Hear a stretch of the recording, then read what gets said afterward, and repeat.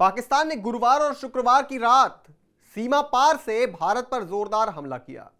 सैकड़ों मिसाइल और ड्रोन भारत के मिलिट्री बेस और रिहायशी इलाकों की तरफ दागे, लेकिन उनका तकरीबन हर वार खाली गया। भारतीय डिफेंस सिस्टम ने पाकिस्तान के हर वार को बेहतरीन तरीके से नाकाम किया। उसके बाद बारी थी जवाबी कार्रवाई की। शुक्रवार रात भारत ने पाकिस्तान पर जवाबी कार्रवाई शुरू की और पाकिस्तान की धज्जियां उड़ा दी। भारत ने पाकिस्तान के 4 एयरबेस, गोला बारूद का भंडार और एक आतंकी लॉन्च पैड को नेस्तनाबूद कर दिया। भारत ऐसा इसलिए कर पाया क्योंकि इंडियन आर्मी ने पाकिस्तान के डिफेंस सिस्टम को पहले ही तबाह कर दिया था। बॉर्डर सिक्योरिटी फोर्स ने शनिवार को एक वीडियो जारी किया। इसमें पाकिस्तान के सियालकोट में आतंकी लॉन्च पैड की फुटेज है, जिसे बीएसएफ ने तबाह कर दिया। ड्रोन यहीं से दागे जा रहे थे।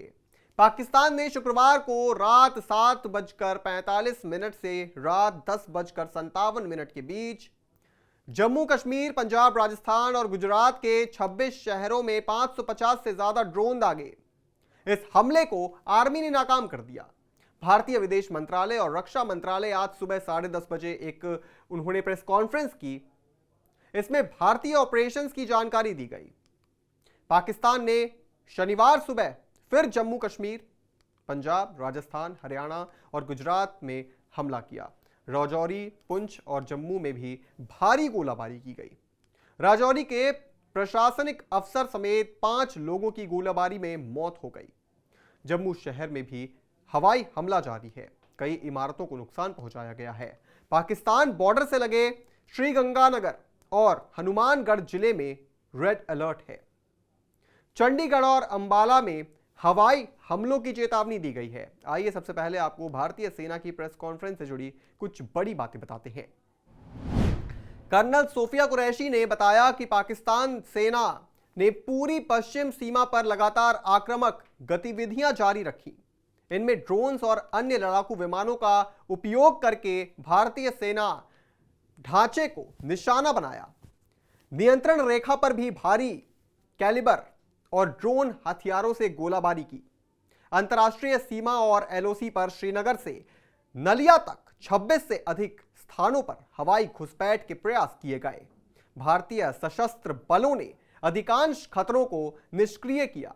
पाकिस्तान ने एक निंदनीय कृत्य करते हुए श्रीनगर, अमवतीपुर और उधमपुर में वायुसेना के अड्डों पर चिकित्सा केंद्र और स्कूल परिसर को निशाना बनाया।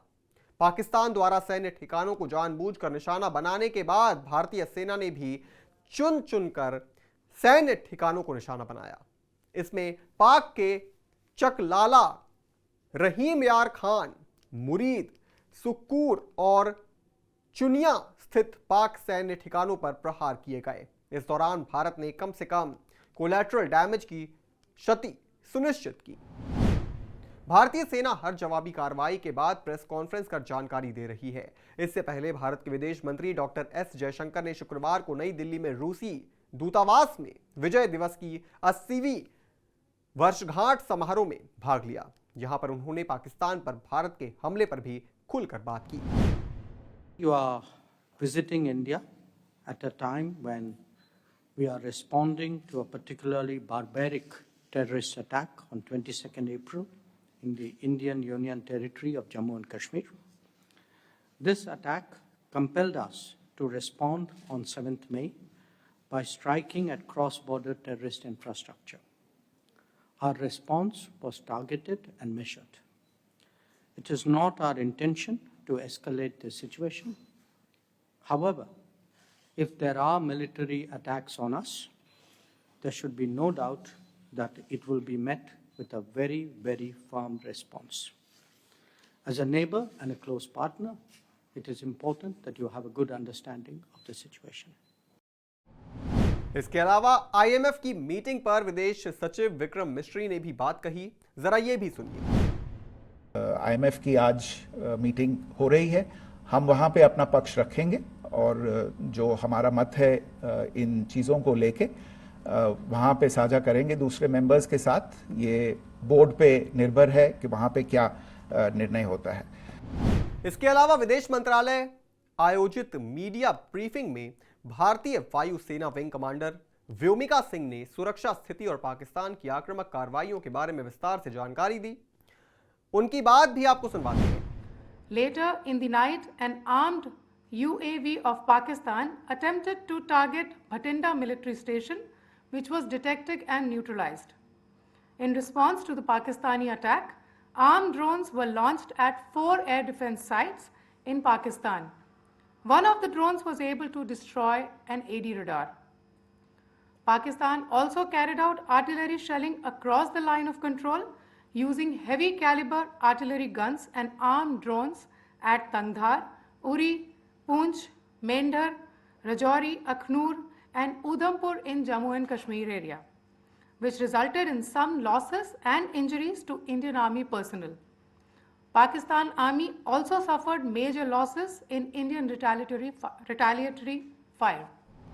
जाहिर सी बात है, इन हमलों के बाद से ही पाकिस्तान लगातार भारत पर वर्ल्ड लेवल पर प्रेशर बनाने की कोशिश कर रहा है और वहां भी मुंह की खा रहा है। अमेरिका ने तो साफ शब्दों में बोल दिया है कि भारत जो करना चाहता है वो करे।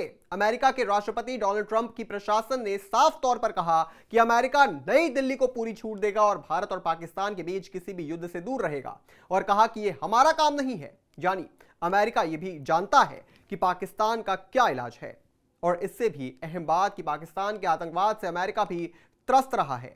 ऐसे में अमेरिका भी ये समझता है कि पाकिस्तान की अकल ठिकाने भारत हिला सकता है। इस बीच पाकिस्तान के राजनीतिक हालात समझना भी बहुत जरूरी है। भारत से जारी तनाव के बीच पाकिस्तान के सेना अध्यक्ष से अमेरिका के विदेश मंत्री मार्को रूबियो ने फोन पर बातचीत की है। रूबियो ने दोनों देश यानी भारत और पाकिस्तान के बीच जारी तनाव को लेकर पाकिस्तान से भारत के साथ तनाव कम करने की बात कही है। लेकिन यहां सोचने वाली बात यह है कि अमेरिका का विदेश मंत्री पाकिस्तान के सेना अध्यक्ष से फोन पर क्यों बात कर रहा है? या तो उन्हें प्रधानमंत्री से बात करनी चाहिए थी या फिर विदेश मंत्री से।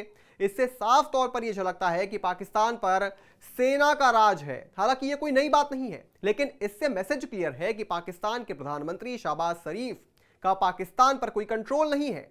सेना ही पाकिस्तान में हो रही तमाम मौतों के लिए जिम्मेदार है।